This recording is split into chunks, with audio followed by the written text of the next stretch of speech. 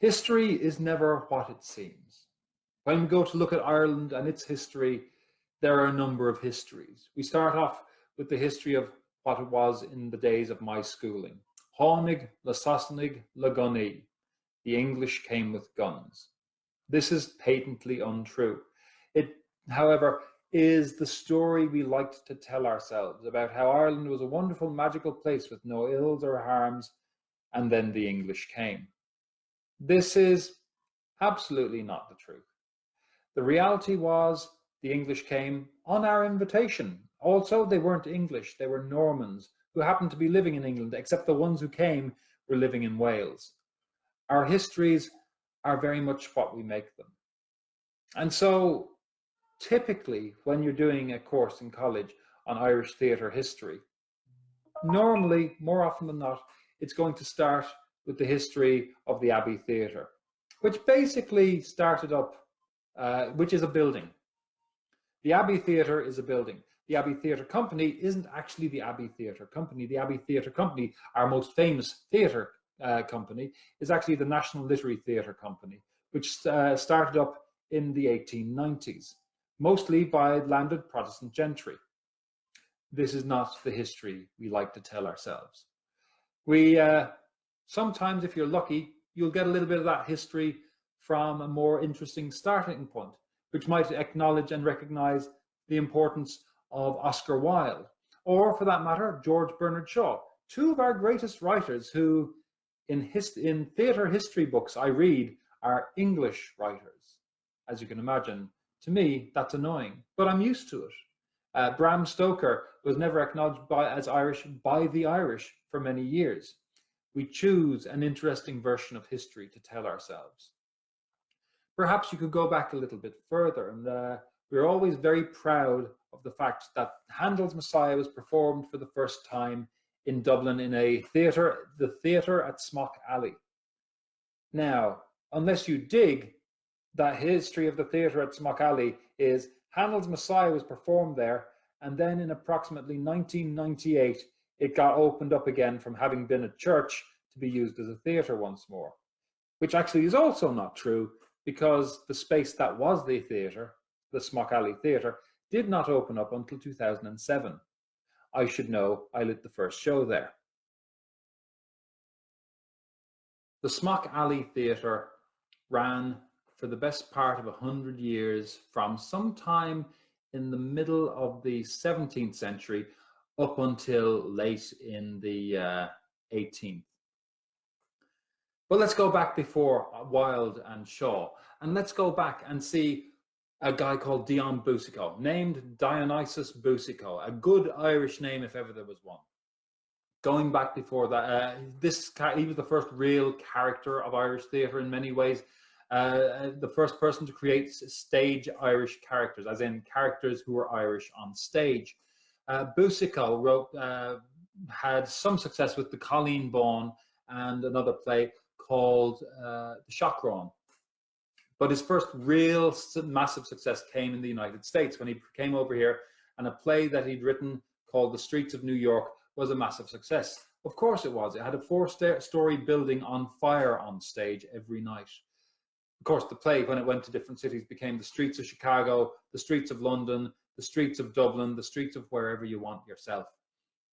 This was one of his things. He was actually really good at marketing. And so good at marketing that supposedly he was the first Irish playwright. He wasn't. He wasn't even the first one to write a play about Irish players. About Irish people. You go back to Richard Brinsley Sheridan, who, as a theatre owner, he had to come up with material frequently himself in order to get people to come in and watch.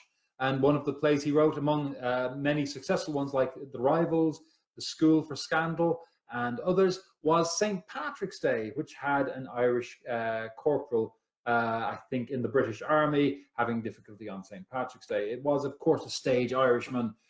But, as you can imagine, in our histories, which never mentioned this, this was the first really successful Irish playwright in Britain.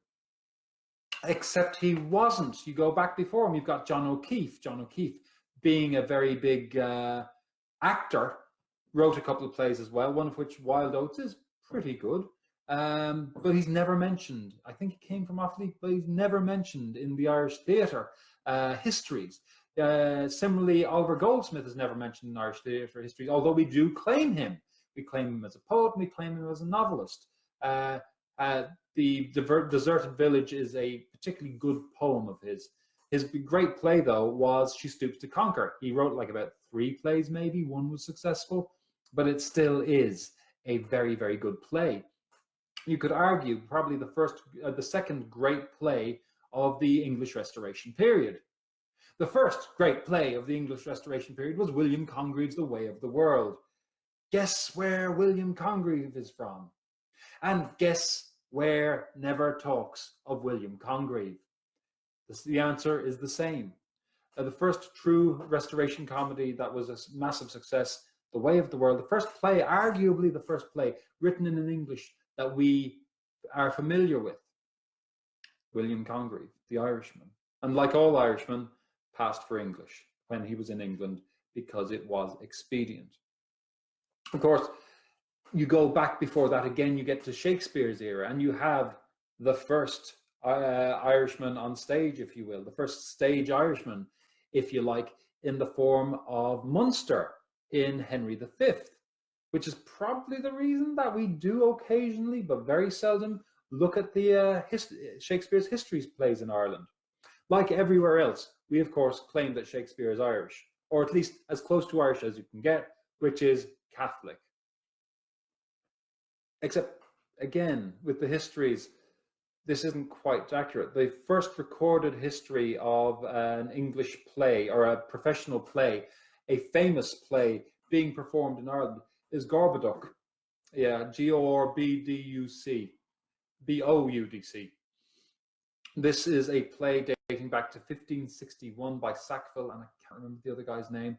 But Gorboduc was performed in Kilkenny, in the castle there, as a Christmas festivity in 1600 or 1601. Occasionally you hear that Dublin Castle had a court there. It's not much of a castle, it's more of an administrative place now, but it was at one point a castle. And in the court there, they performed plays in the late 16th century. But the thing is, that ignores the other history, which is that if you follow back Kilkenny all the way back to the 1360s, when it was a seriously significant place, it was regularly featuring theatre there. Theatre, as we would understand, that is probably the first theatre in Ireland. Except it isn't. This history of history is always fascinating to me, because we keep on ignoring the history. We find a nice, convenient place to start. Kilkenny would be a great place to start because it's got so much history. But no, it goes back before that. The fact of the matter is, the Quem Queritas movement, if you like, the movement towards having plays in churches, wasn't exclusively British. Throughout Europe, these Latin plays, these stories in Latin of Jesus's rising from the dead were already taking place. Quem Queritas we regularly speak of. In my Irish ethos heavy, Irish friendly, everybody here is Irish, theatre courses in an Irish college in Ireland, which is Irish, we start talking about theatre in Europe as being everyman.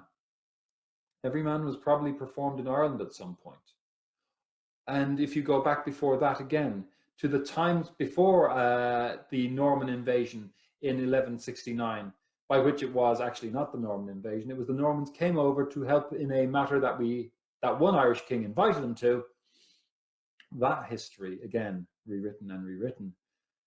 We would have had bards, file, as we would have called them, who worked for various kings and would have performed their poems, their songs for these various kings. How long does that go back? I don't know.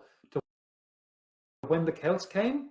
But of course, that's a problem because the Celts never came to Ireland. The Celtic language came. The Irish are not Celts. Genetically, we have nothing in common with the Hallstatters, apart from, the usual 98.95% or whatever it is that everybody has in common. No, we had the Celtic language presumably sweep north from Spain. What we understand as Irish really can probably be traced back to pre-Moorish Spain. The language came north. The Irish, I don't know who we are. Milesians? That's what we used to say. The Tua de Danann? Who knows? But the further back we go, the further back we continuously find there is a history that is forgotten. I would imagine many of you who have gone to college and done theatre, you may have had the same experience. Hopefully you had better, but the same experience I had, which was being told that theatre begins with the Greeks, which is completely untrue. Trace it back, you will discover that all the Egyptians were doing their religious theatrical festival thing in places like Abydos, where they were performing plays for 1,000 years before they had finished performing for 1,000 years before, and had performed for 1,000 years there, 1,000 years before the Greeks started doing plays. The history of Irish theatre, who knows where it starts?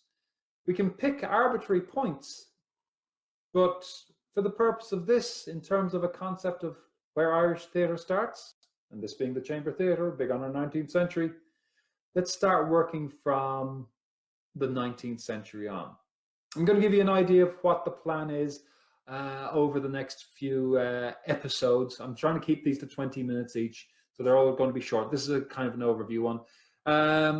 Next week, I'm going to look at basically a very brief overview that'll take us up to roughly 1890 in Ireland, which means we're not going to hit heavy on Shaw and Yeats, or Shaw and Wilde, I should say, but we'll get back to them. After that, we're going to talk about the Abbey Theatre and how that transformed Ireland. And it's the first ever state-supported theatre, which is really important. It is the theatre that kind of gave us an identity when we were struggling for one. Moving on to the Gate, which sort of modernised Irish theatre. We go on to the theatre then the following week, what I call the theatre of the emigrants, the theatre where the successful stuff happened elsewhere. And that our local theatre became very shallow and provincial. We go then to the theatre of the 1980s and 90s, what I call the theatre of the small stage, where a lot of small companies were doing amazing things and creating a new paradigm for Irish theatre. Episode 7, I know I've planned this out, is what I call Boom to Bust, when the Celtic Tiger fell and what happened to the Irish theatre in that period. And then we talk about today's theatre. If we're still locked away 8 weeks on, I think we might be, we'll start talking about different sort of groups of playwrights, the likes of Sheridan and Congreve, the likes of Wilde and Shaw, Yeats, Synge, O'Casey, Beckett and Joyce will be their own episode if we get to that, and then getting to the more recent ones, and rounding off hopefully with some of our more recent theatre companies.